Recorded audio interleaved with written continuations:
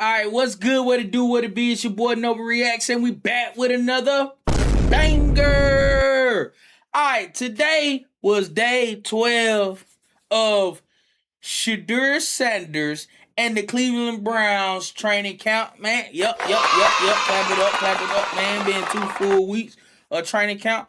All right, man, we got preseason coming up, man, so things are starting to get interesting. Man, we got Deshaun Watson, we got Shedeur Sanders, and we talking about this QB battle. But before we get into it, man, like, comment, subscribe, hit that post notification. Man, let's go to the moon with this one.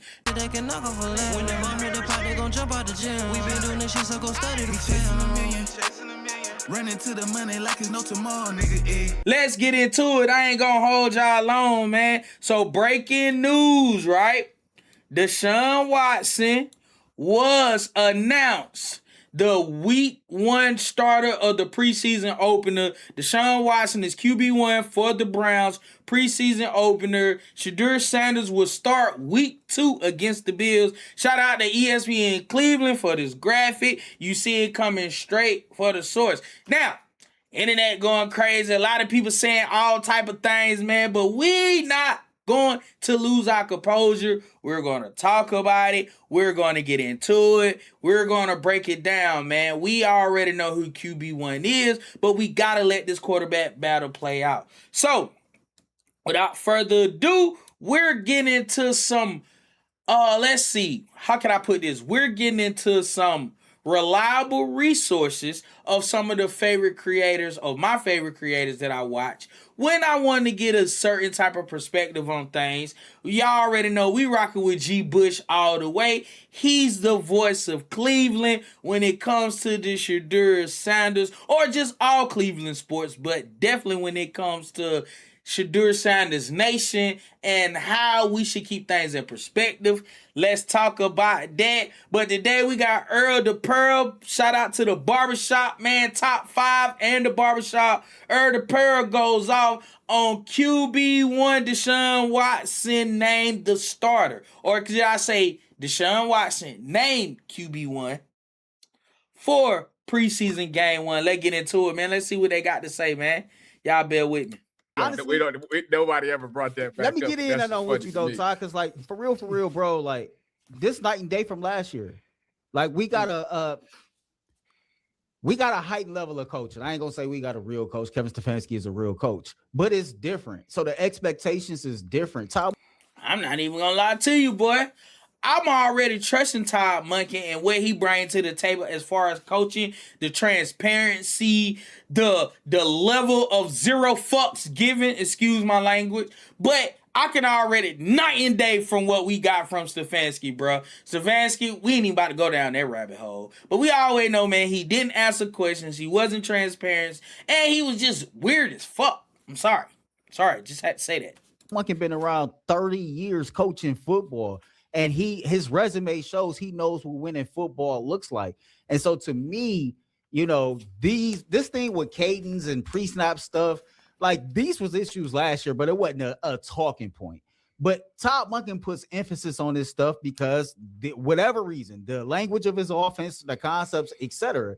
And he just want his dudes to be the best version of themselves that they can be. And so, yeah, he is putting a lot on their plate. You know? Hey, man, that's a good point, man. And watch him pivot into this other point that I think was very unique in this perspective. You know what I mean? And some of this stuff, you know, just to put a twist on it, because we be out there at practice, sometimes I wonder, like, when they go out there and line up, like I seen Malachi Corley, for example, right? And he was out of position, like as soon as he got to the line of scrimmage. Sometimes I wonder if he's putting certain guys out of position just to see if his quarterback knows that they are out of position to get them where they need to be. That's something to look for. Like, come on now. Hey, why y'all playing Earl the Pearl, G. Bush, and Tyler's brother? They know they stuff, bro. You cannot sit here and say these boys don't know they stuff. And watch how he back up his claim from his perspective and from a lens that we can all understand, man. Just watch. You see what I'm saying? Like, he's looking at it from a standpoint like, you know, same practice. I think one of the first 2 plays, Deshaun Watson like messed up on a handoff exchange. Deshaun was trying to tell him that the running back didn't. He said, I don't give a, you know what? You the quarterback. Maybe Todd is looking at this like, man, I know everything ain't all on y'all, but I don't give a damn about none of yet. Y'all are the quarterback. For my team, for my. Hey, man, that boy got them ingredients in there. Let him do what he do. My system, whatever. Y'all need to know what every single person on this offense need to be doing. And I'm going to continue to push the limits, and I'm going to continue to throw like pop quiz and test at y'all mid practice, etc. So I very well might have a wide receiver lined up out of position just so I can see if you know where the hell he should be. And if you're going to tell this man he needs to get to where he need to be or not. Because, G, you seen it too. A lot of times before the ball is even snapped, Todd would be like, stop. You was here. You should have been there. Why ain't you call that out? Or why ain't you call that out? It's so many different. Come on now, man. My boy in the crock pot right now, man. Let me see how you gonna land that plane. Different nuances that go on to it. When it comes to the game part of things, a couple of things on the Deshaun Watson part. One, I keep hearing this narrative that they starting him on the road because they don't want to start him at home because he might get booed. Like, man, a lot of the casuals in the comments, man, and I'm not going to say everybody, but some people were our casuals. We didn't hear this definitively from Todd Monkey or the Cleveland organization, so we speculate that we know what we talking about, bro. But I like Earl the Pearl perspective on this, on why Deshaun Watson may or may not got the ultimate nod on starting week 1. Ain't nobody got time for that. Because if he end up being the starting quarterback, he got to play at home too. So whether you get booed or not, you still got to go out there and play those games. And look, ain't nobody got time to be holding your hand through the fire because we don't want you to get booed and you worried about emotions and feelings. Like, bro, I'm tired of all of that. Like, I am so sick of all of that. Man, Earl, we feel like you, boy. We tired, boy. This emotional roller coaster again. We tired. I've been saying from the jump, of course Deshaun Watson is motivated. Of course he's coming in here ready. My thing is, bro, you ain't been the starting quarterback of this team for over 700 days. And that'll be the second time that happened. So I'm not buying in too much into anything until you go out here and you play a real game. And I see if you can play on time, if I can see, like, if the speed of the game has not passed you up, and if you still got those off-schedule skills that you used to have. The last thing about it, because Tyvis mentioned like a glimpse of 2020 Deshaun. How many times Deshaun got to come out here and tell us ourselves, stop talking to me about 2020 Deshaun. I'm 30 years old now. I done had multiple injuries since 2020. I am no longer the same player. We can't seem to get that out of our thick ass skulls that Deshaun Watson is no longer the same quarterback he was 6 years ago. Woo! Hey, boy, that was some heat, man. We gonna stop that right there, man. Y'all go watch that top 5, man, on the QB battle.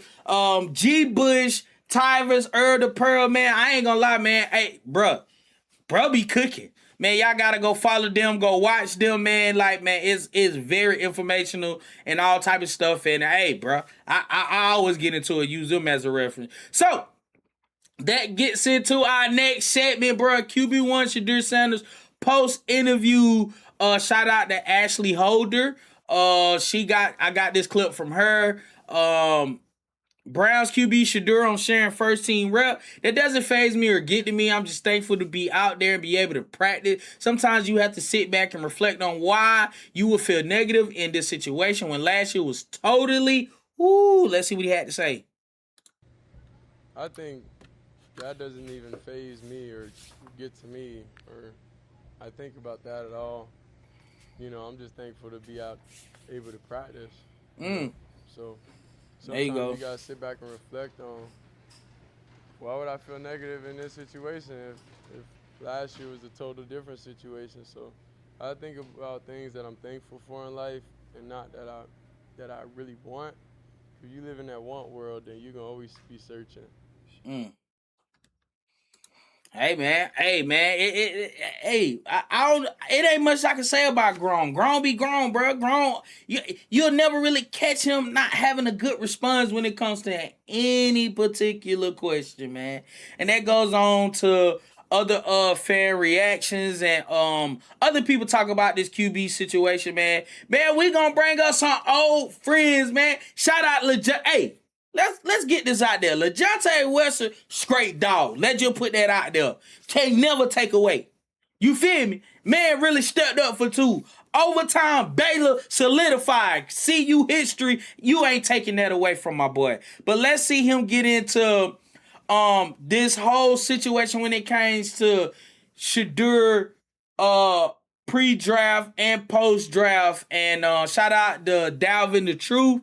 Man, he always come with the crazy tweet. Wow, this is just sad. LeJohntay Wesson speaks about Shedeur Sanders' draft slide and reveals he feels like him and other Colorado players that entered the draft got drafted later than they should have just because they played for Coach Prime.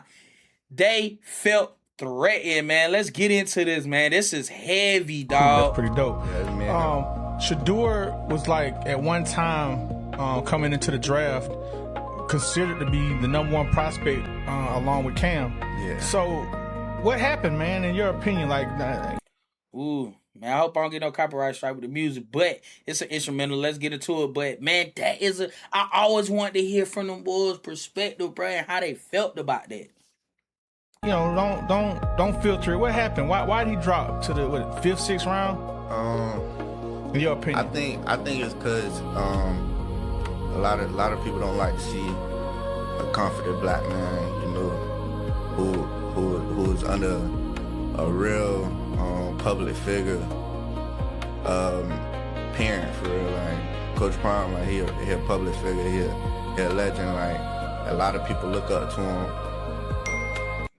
I ain't gonna cap, man. This notification screenshot number, boy, that's crazy.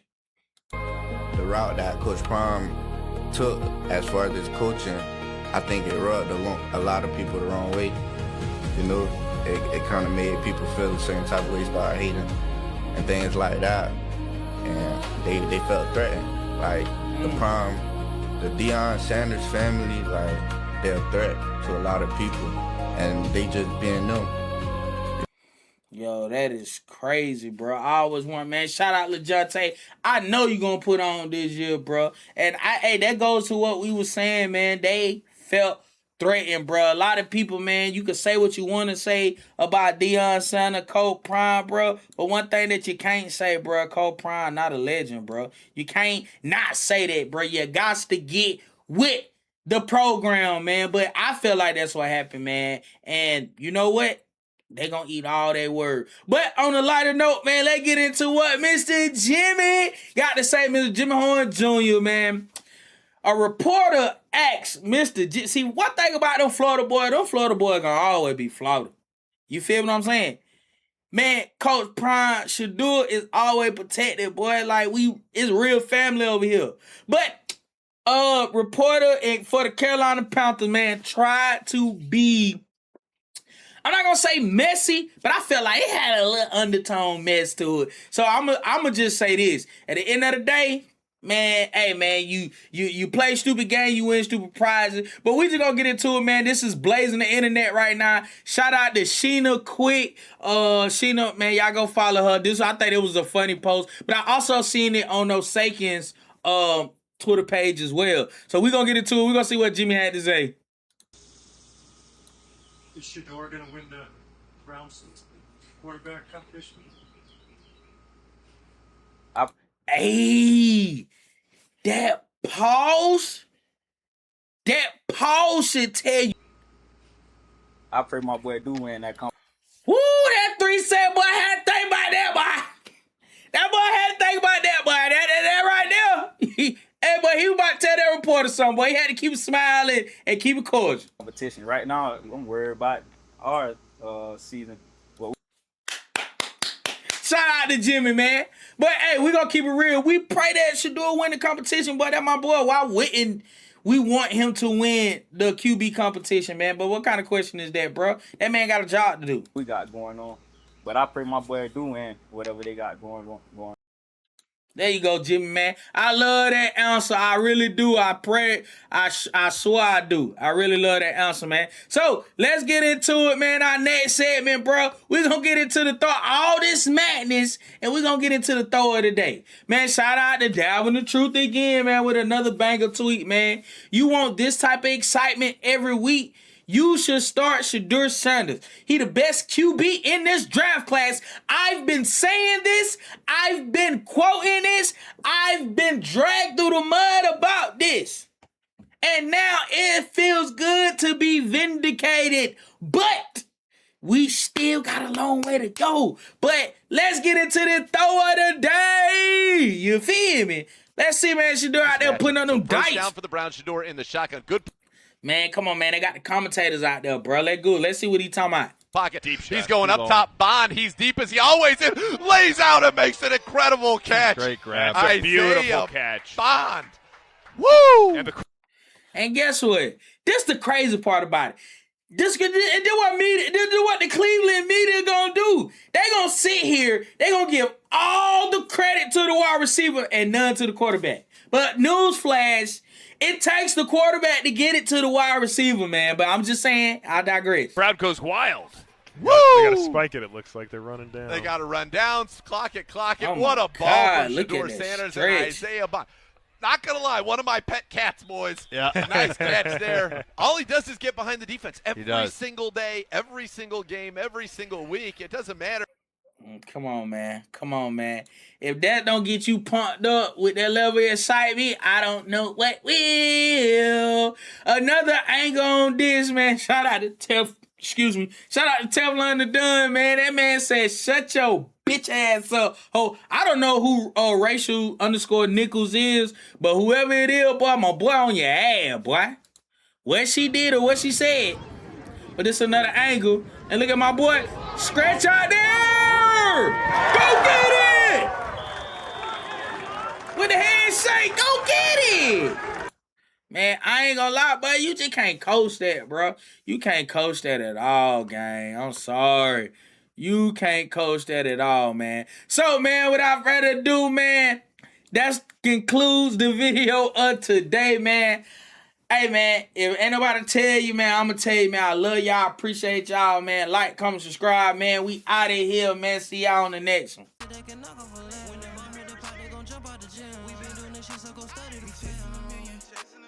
Running to the money like it's no